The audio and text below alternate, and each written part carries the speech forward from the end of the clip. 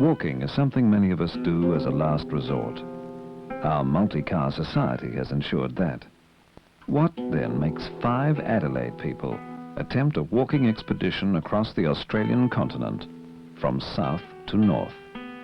What makes them decide to walk relentlessly for 4 months, to take more than 3 million footsteps each, to suffer hardship and disappointment, simply to travel a route that can be flown in a matter of hours? What compels them to travel by feet across Australia? 35-year-old Bill Mossel, a cine cameraman, will do it to make this film. His brother Bob will try it because no one else has this century. 21-year-old Annabelle Douglas Hill will go in spite of her handicap. She's deaf. 24-year-old Sue Thompson will walk for the challenge. 19-year-old Shaka Dolak will go along to prove herself capable. The task ahead is sufficient to daunt the strongest spirit.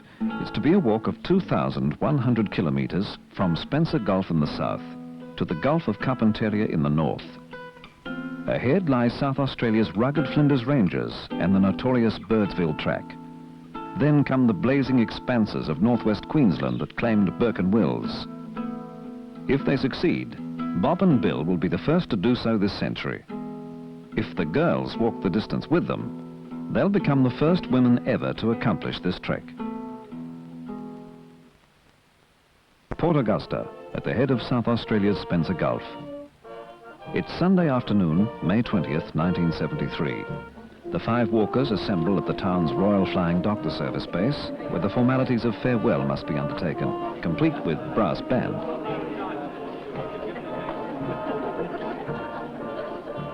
Bob Mossel is handed a number of special covers to be postmarked along the route, and the marathon walk begins.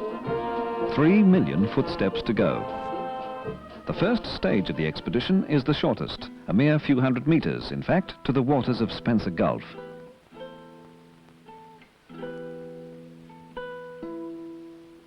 Water is scooped into a bottle and sealed for the journey north, hopefully to be poured into the tepid shallows of the Gulf of Carpentaria.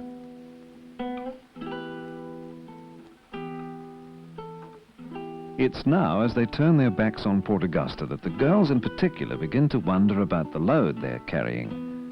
A 20-kilo pack is a heavy object when you're planning to lug it more than 2,000 kilometers.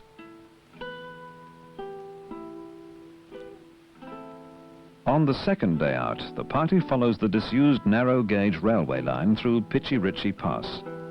This historic route was pioneered by William Pinkerton, who drove sheep through it just 3 years after the foundation of South Australia.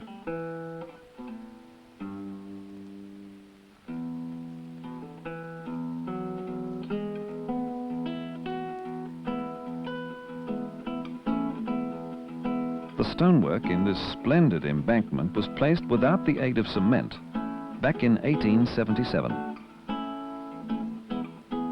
The first delays aren't caused by the terrain. However, all offers of a lift are politely but firmly refused.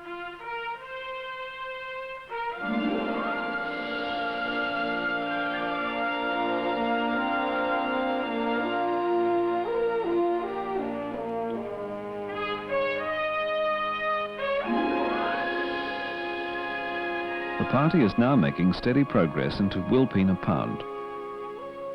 Country like this causes Sue and Annabelle to become separated from the party at one point, giving the others an anxious 24 hours before they're found unharmed. The only problems so far are blisters and sore shoulders.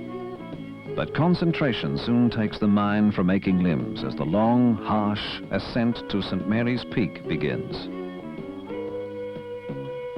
This can be dangerous terrain. Those packs tend to throw everything off balance, and this isn't the place one would choose to fall.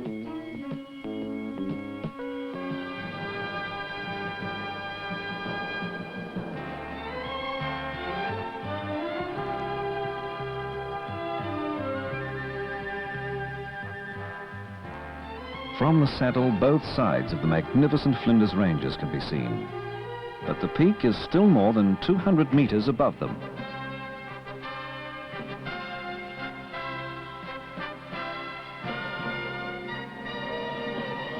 After walking 160 kilometers, St. Mary's Peak. At 1,180 meters, it's the highest point along the expedition's entire route. Bill, Bob and the 3 girls will camp up here for one night. It's bitterly cold, but the view into Aruna Valley is compensation enough.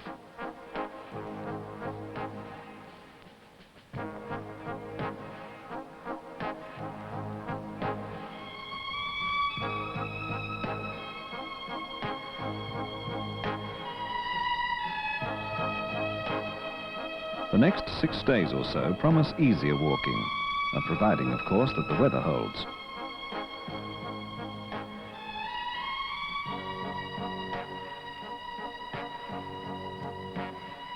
As the weather worsens and the party prepares for an inevitable soaking, Annabelle finds a distraction in the fruit of a cactus plant. Her knowledge of edible plants could prove invaluable on such a walk as this.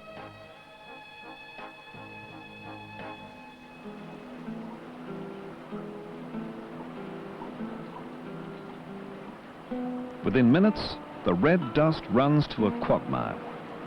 It's a persistent, apparently endless drizzle that brings the walk to its first unplanned stop. Bob looks at the alternatives. Push on or stop right here.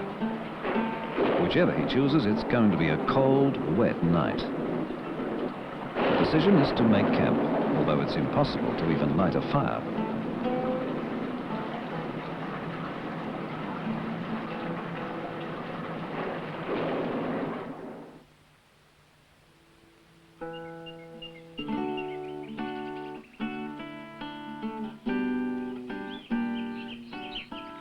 The following morning we begin the process of drying out. The rain has found its way into everything, into our packs, our spare clothes, and even into our food bags. And to cap it all, it seems as though a fox has made off with some of our food supplies, which presents us with quite a serious shortage. Annabelle sets about baking bread and scones to carry us through to our Karula. The flies never fail to find you at the first hint of food.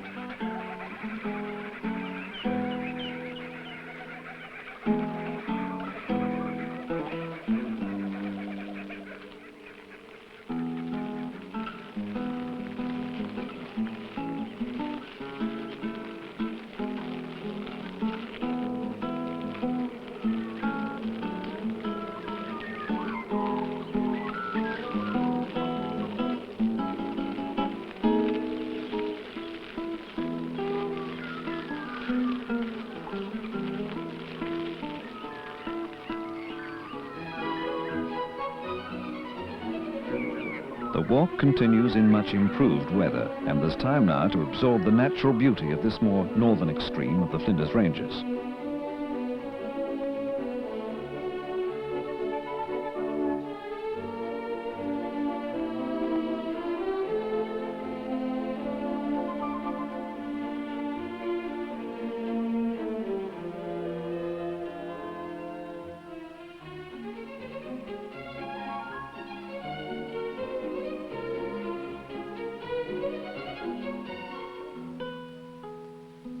At Akarula, the 5 walkers halt for several days to take part in a most unusual search. With Akarula pilot Clyde Thompson, they'll search the surrounding valleys for a camel to carry their equipment for the remainder of the northward journey.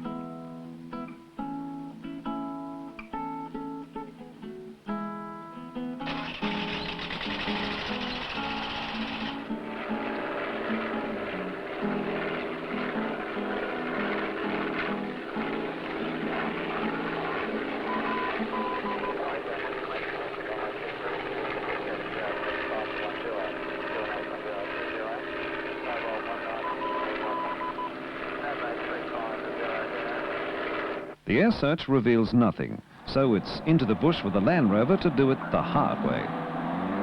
The camels, all trained but neglected, are elusive creatures.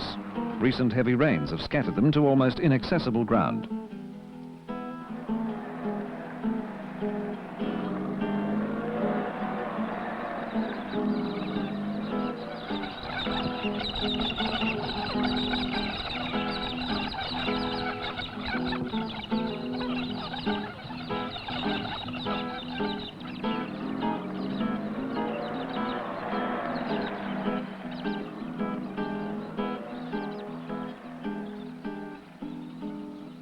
This time the results are gratifying. Immediately dubbed Sally by the girls, the camel is loaded in preparation for the walk to Marie and the start of the Birdsville track.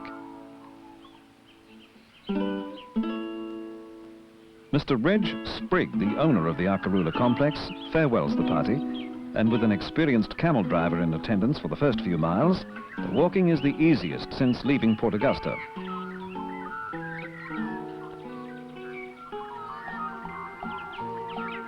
With Sally carrying the bulk of our load, things look promising for the hardest part of the trek. This is real easy going.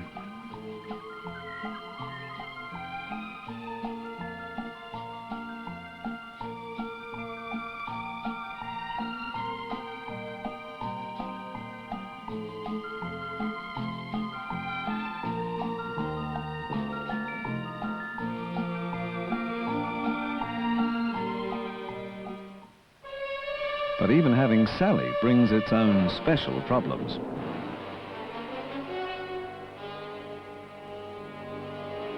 Camp is set up for the night with enthusiasm running high for some good, steady progress the following day.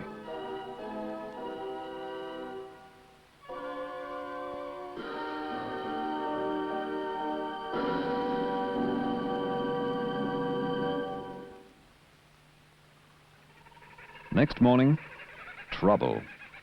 During the night, Sally has chewed through a nylon rope and disappeared.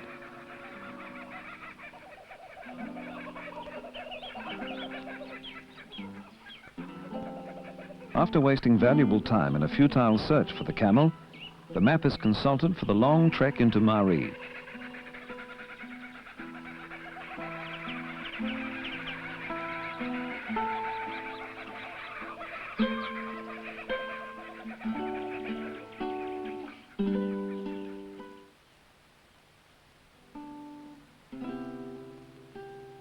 Five weeks after leaving Port Augusta, and with nearly 400 kilometers behind them, the party at last reaches Marie.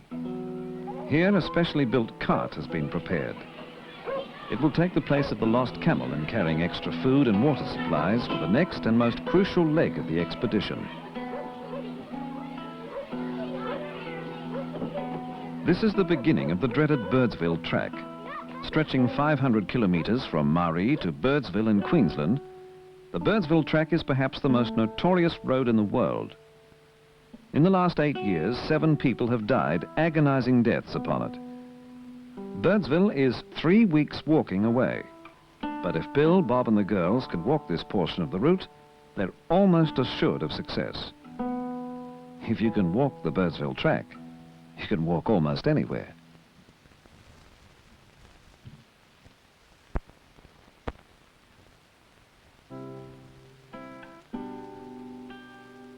The Birdsville track, where people perish through lack of water.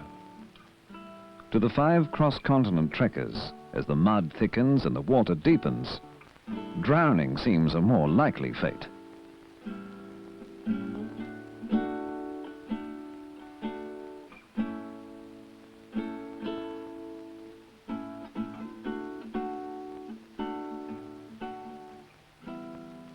Suddenly, an equally serious threat looms in the buckled shape of an overloaded wheel.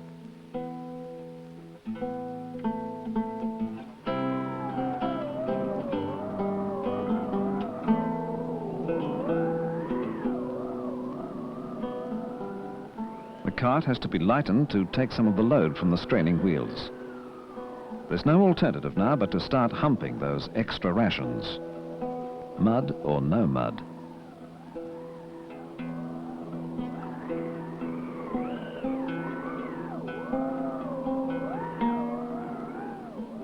Now luck is starting to set itself against the expedition. The cart is proving more of a hindrance than a help. And then comes the final straw. The wheel collapses and is beyond repair. Less than 1 kilometer away lies the Clayton River. The cart has carried the remaining distance, and camp is made at the edge of the river. It will be several days before a replacement wheel can be sent to the party, so every drop of usable water is collected.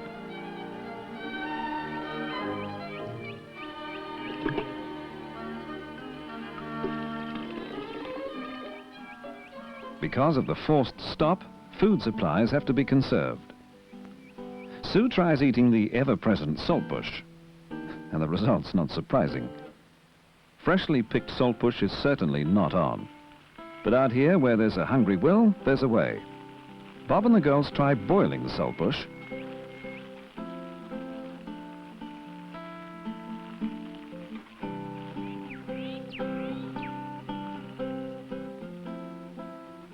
And served on the odd dry biscuit, it's surprisingly palatable.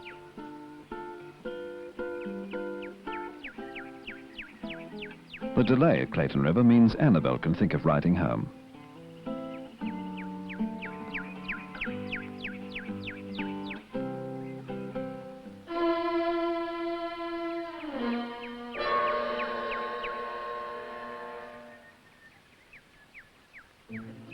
Shaka takes time to study a spider as it devours a fly.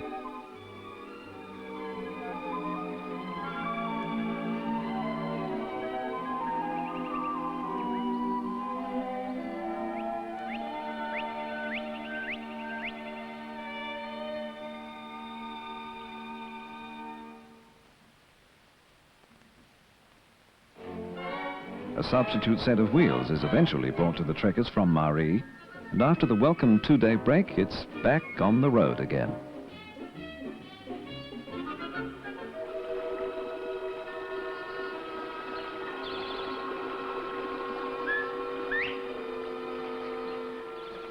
It's difficult to imagine what it feels like to walk day after day out here without so much as a decent watch, and then to come across a hot spring in the middle of nowhere.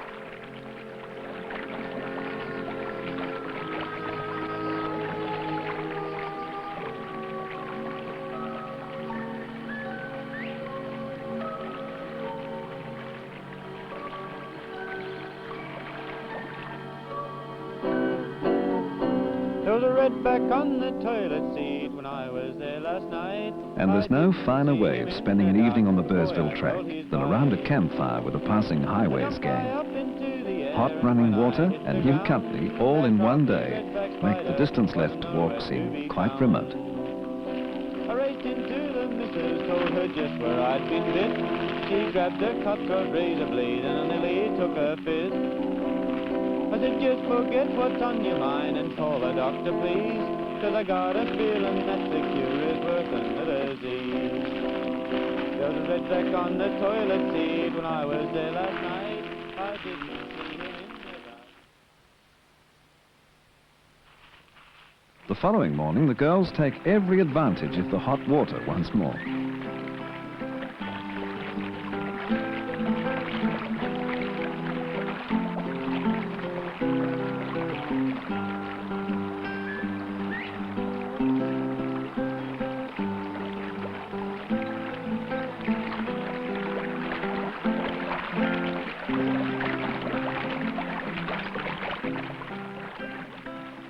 The water from the spring is very nearly boiling.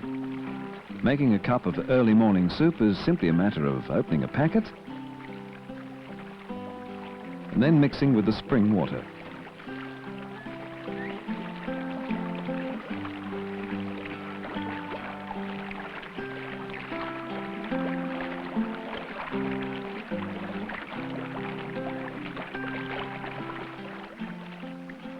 This is a chance not likely to repeat itself, so everything gets the hot water treatment.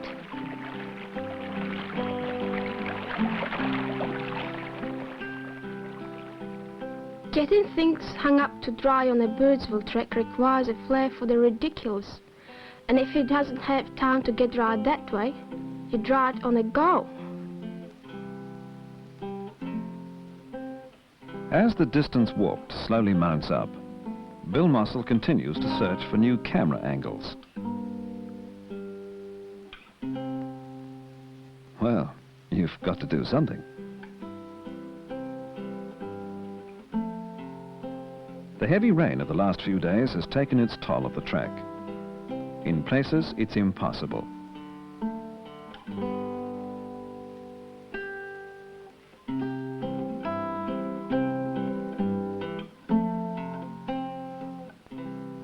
so the expedition detours to the sand dunes some distance from the track itself.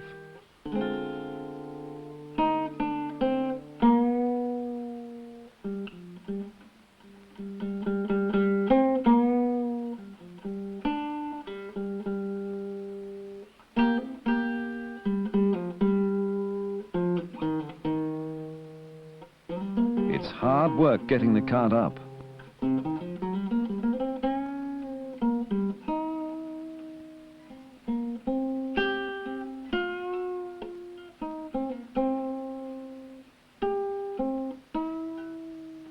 But on top, the dunes are firm, and the going is much quicker than down in the mud.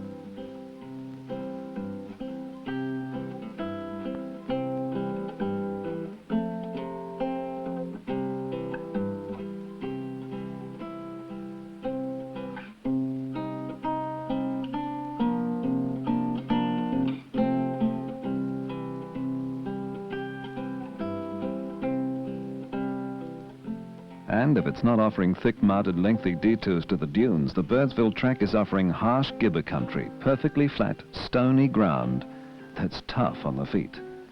And when you're still 300 kilometers from Birdsville, there's no alternative but to fix it right there and then.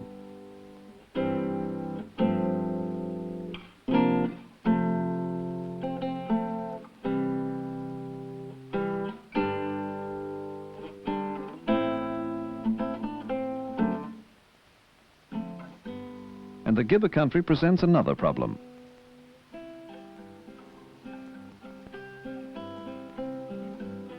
You have to walk almost to the horizon to get any privacy.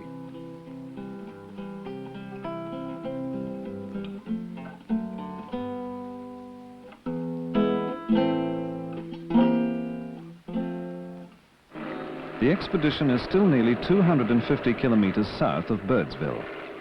Mud and water have slowed progress alarmingly, and food is now an urgent problem. An aerial food drop organized by a Birdsville property owner enables the trek to continue.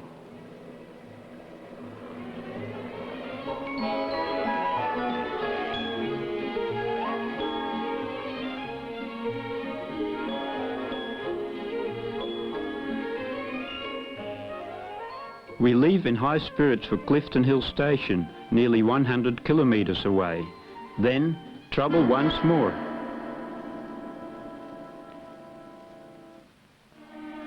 This time the axle is broken clean through. There's nothing we can do now except carry everything that's humanly possible on our backs and leave the cart.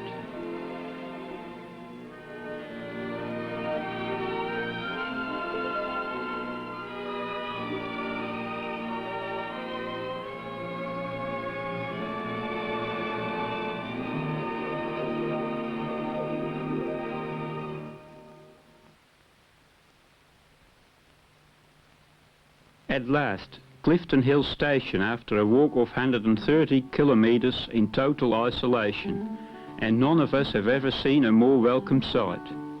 We've walked 800 kilometers already, with 1,300 more to go. From here we have a choice of two routes to Birdsville and the end of the Birdsville track.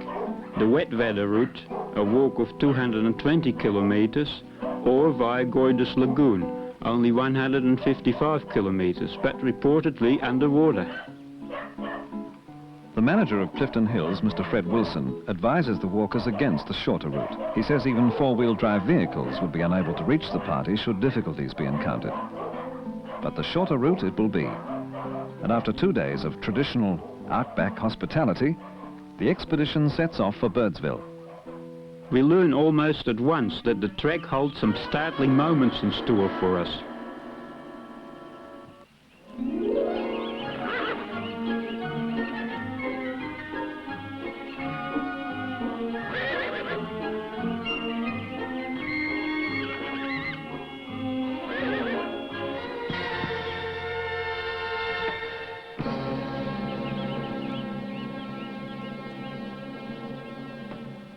Suddenly, one of the most desolate areas anywhere in the world bursts into life on the heels of nourishing rain. This is Central Australia, as few see it.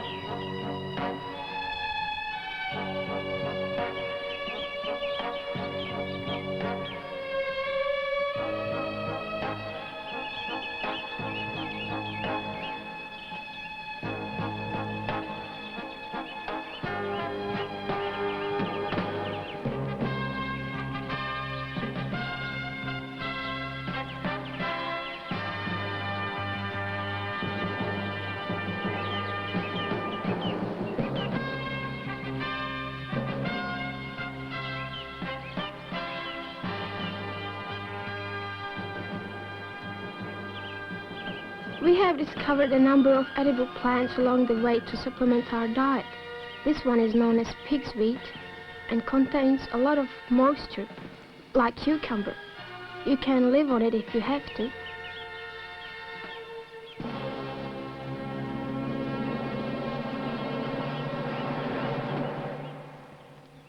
However, there are still the hard realities to be faced.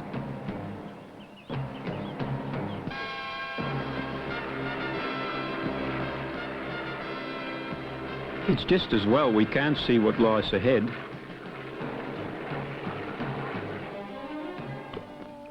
This, without doubt, is the most grueling part of the journey so far. The mud is not merely mud, it becomes a sucking, stinking glue that torments the muscles and boils up frustration. On this day, the walkers managed to travel a meagre 2.5 kilometers in 8 hours.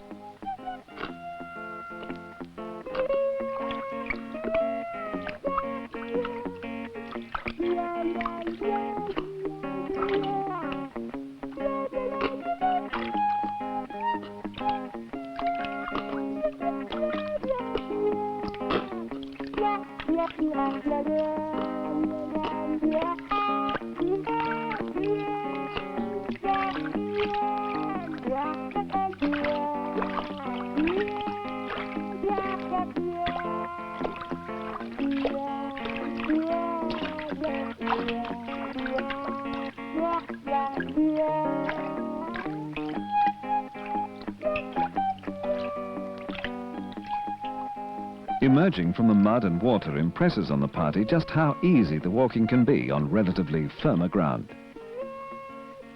The distance remaining before the end of the track is encouraging, but there's more rain ahead. A camp is established a short distance from Alton Down Station.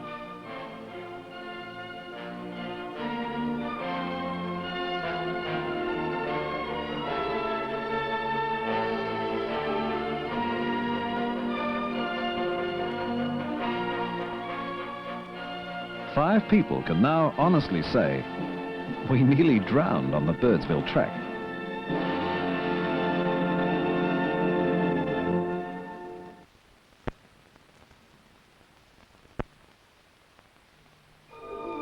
The trekkers set off on the drier sand dunes once more, with Birdsville still seeming an age away.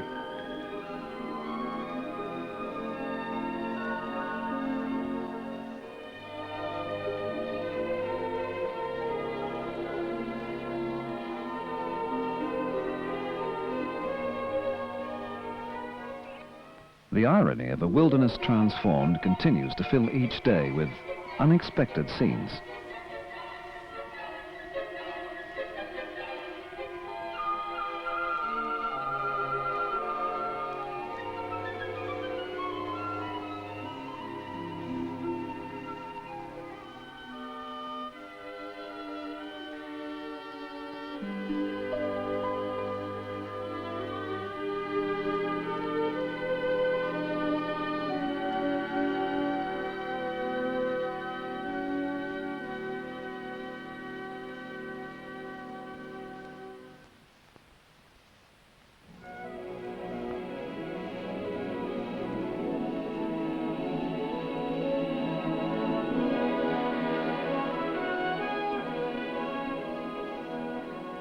As one day's walking merges into another, nature's activity provides a never-ending spectacle.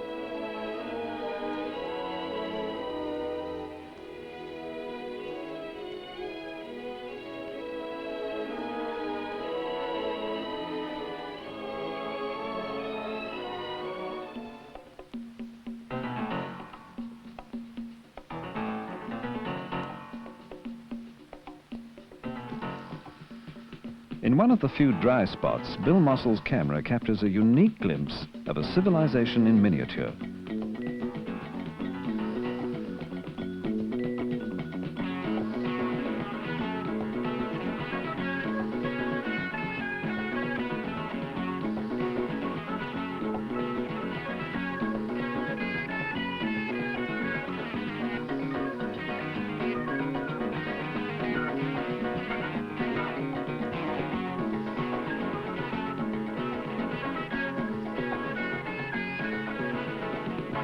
This is a fight for survival seldom witnessed by humans.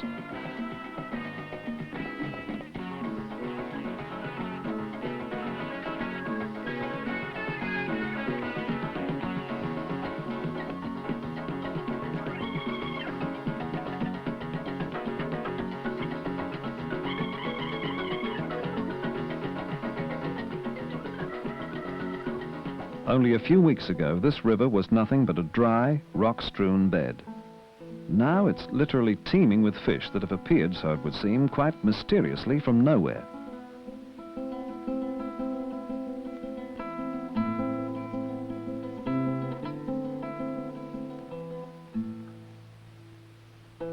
The rains also bring to life the shield shrimp, a creature unchanged for 180 million years. They die the moment the water dries up, but leave their eggs behind deep in the mud.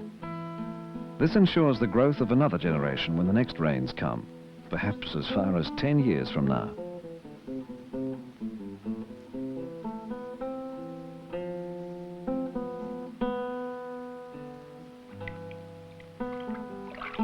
With Birdsville still several days walking away, the trek continues, and continues to surprise.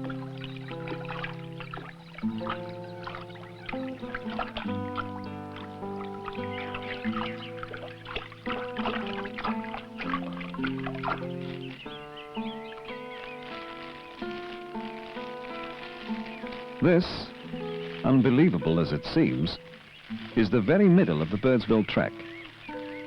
Head-high marshmallow plants slow the walk and make the risk of treading on snakes a very real one.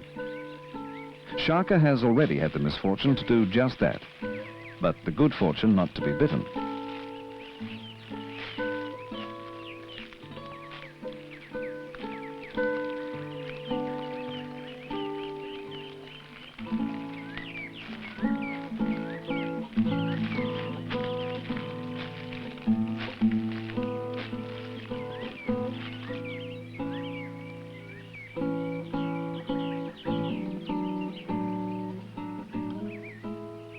Due to unexpected conditions along the Birdsville track, progress each day has been agonizingly slow. With just one day remaining now before reaching Birdsville, the food is completely gone, with the exception of a few more biscuits each.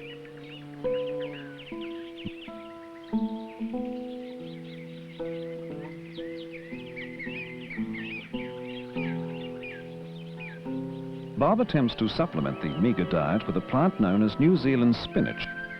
The result is not unpleasant. The final sunset, and the last of the trek.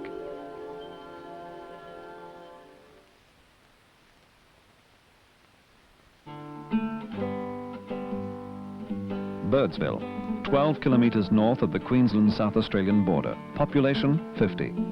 But it's as good as any city could look to 5 nearly exhausted walkers.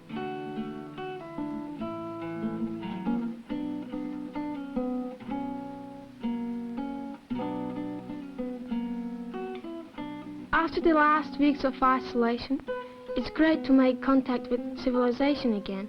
We've almost forgotten it even exists. After catching up on family news from Adelaide, it's just a few short steps to a suitable resting place. The most photographed pub in outback Australia. Then, time to investigate this unique town. Some years ago, an artesian bore was sunk at the edge of Birdsville. It not only supplies the town with near boiling water, but also drives a small turbine. Birdsville's electricity supply is consequently superior to that of many large country towns. Like any other Australian town, Birdsville educates its children. 21 students attend classes here, most of them children of Aborigine people living in or near Birdsville. The teacher is Mr. Greg Mather, who manages 8 different grades, all at the one time.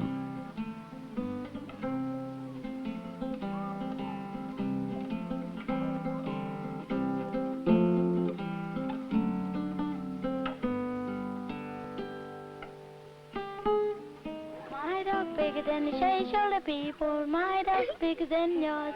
I'm not afraid of a duck anymore. I can tie my shoe. I've been to the country. I'm going to school.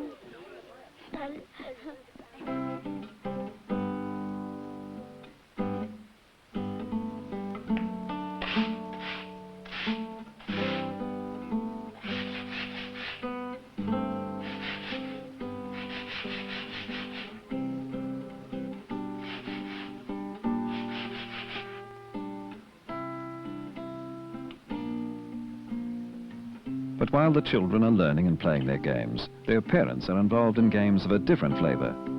Betting maintains an interesting level in the main street of Birdsville.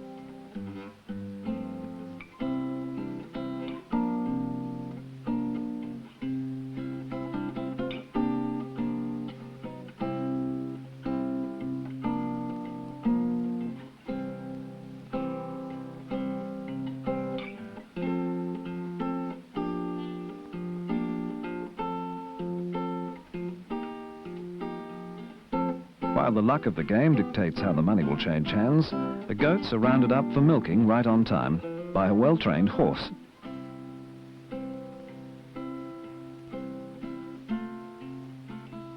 This is Birdsville's only fresh milk supply. The walkers now stock up on food for the remaining 1,100-kilometre hike to the Gulf of Carpentaria. Ahead are the long, hot plains of northwest Queensland, where waterholes are few and far between, and food supplies are just as scarce.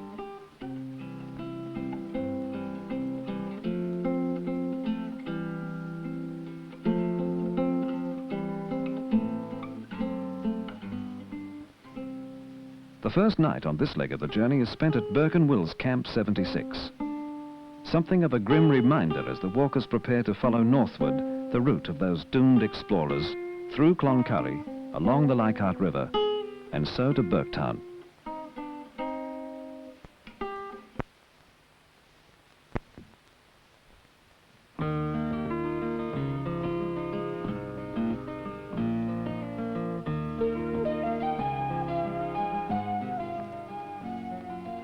The Mossel expedition now begins to think that the worst might still be to come. A week ago it was mud. Now, as Gibber country gives way to grassy plain, it's the torment of thick bull dust, whipped up by strong winds.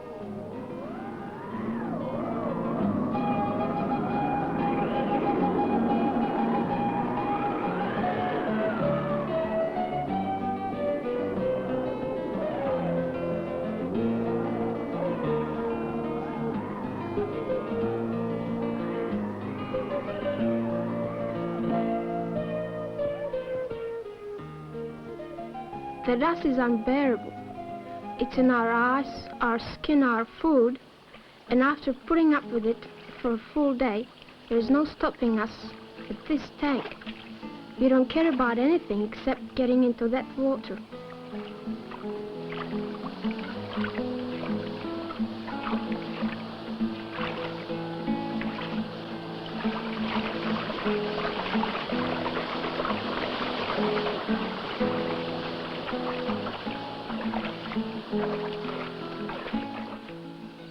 Our antics in the water seem to be like a message for every other living thing to get into the act as well.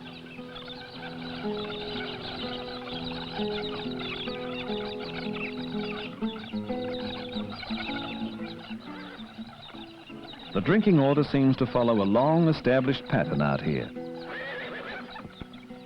With each step now, the temperature is climbing, and every rest is a welcome one.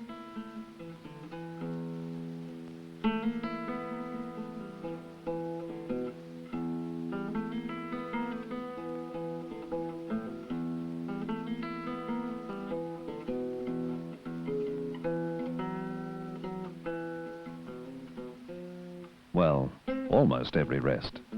This is anthill country, and it provides Bill Mossel with an opportunity to film a rare sequence.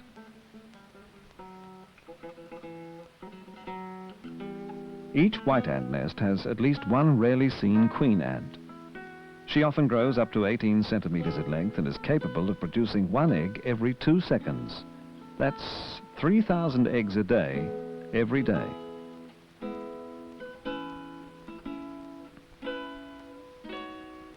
A miniature war flares as a horde of brown ants invades the white ant's nest. The brown ants are fierce, powerful cannibals. The walk northward across northwest Queensland has now settled to a steady pace of close on 30 kilometres a day. But as the pace increases, so does the temperature.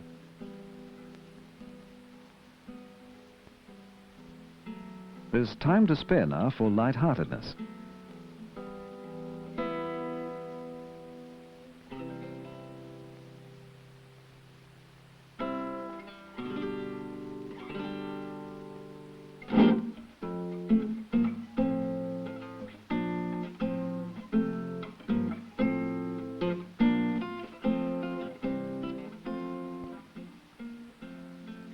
It's now early September, and the Gulf of Carpentaria must be reached within 3 weeks before the heat makes walking unbearable. A grasshopper plague doesn't make the objective any easier.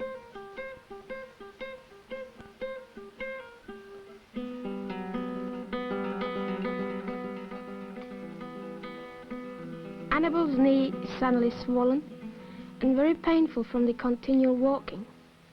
With Burketown still 3 weeks away, her task must now seem almost impossible. But she keeps going.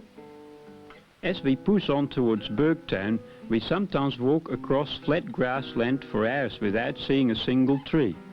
When we do find one, we stop for our next break, whether it's time for it or not.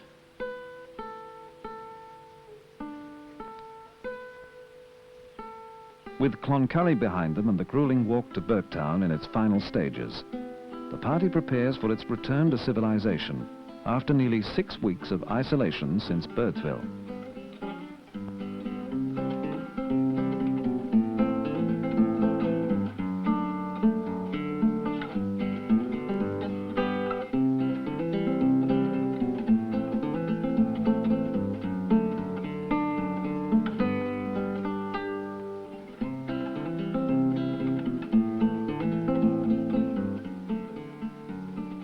Mossel leaves his camera just long enough for Sharka to make a few necessary alterations.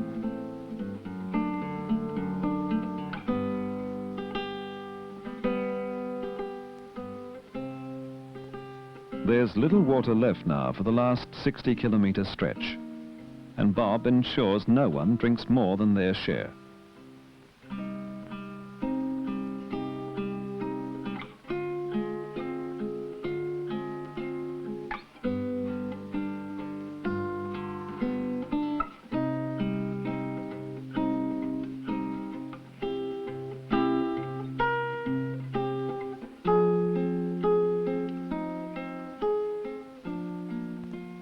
Burketown is reached late on the afternoon of September 14th.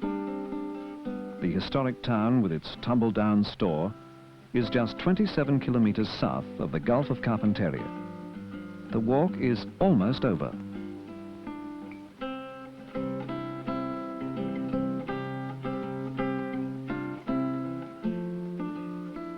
At Burketown Post Office, an official record of arrival.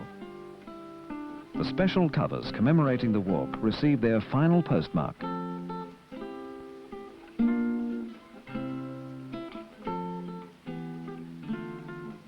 And then it's off to the annual Burketown Ball.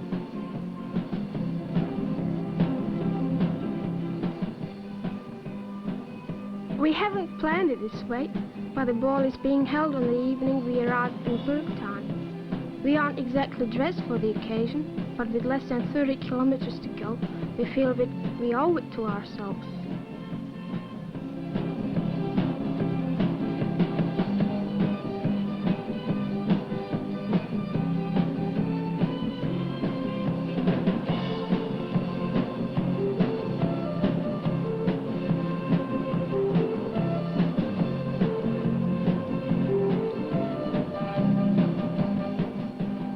After a day's rest, the walkers set out for the comparatively short trek along the banks of the Albert River to the coast, expecting it to be all over in a day.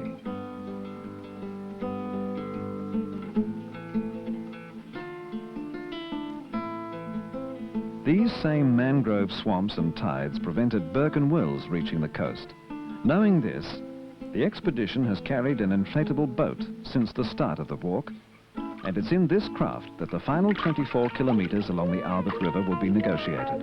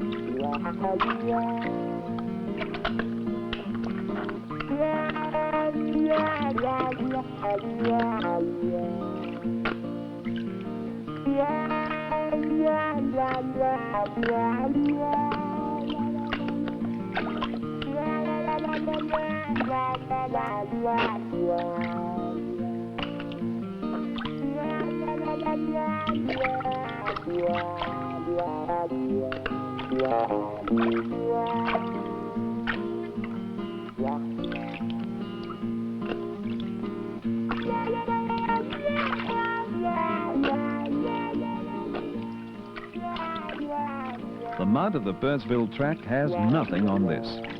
And ahead could lurk even bigger problems like sharks, giant jellyfish, and of special danger to the inflatable boat, sawfish. The girls learn very quickly that you don't dangle toes in this water. For a time, it's plain sailing.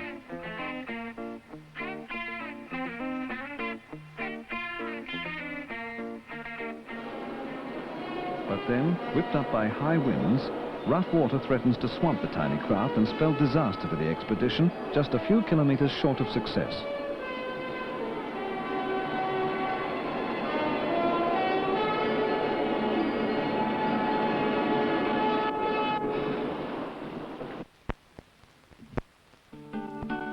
The fight against wind, rough water and difficult tides is destined to last 3 days before the party is able to beach the boat at the coast.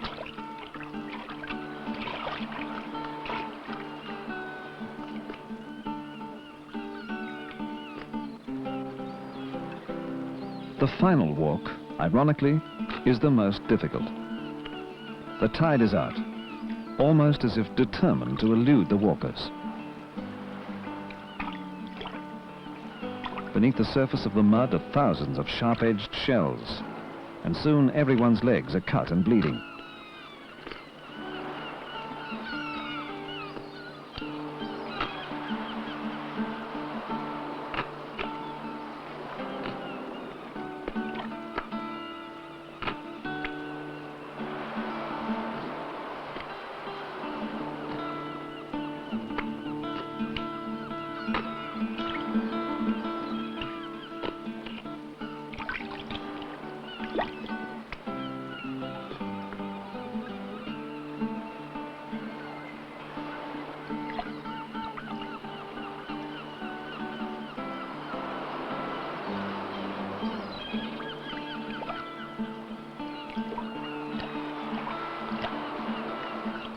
It's September 20th, exactly 124 days after leaving Port Augusta.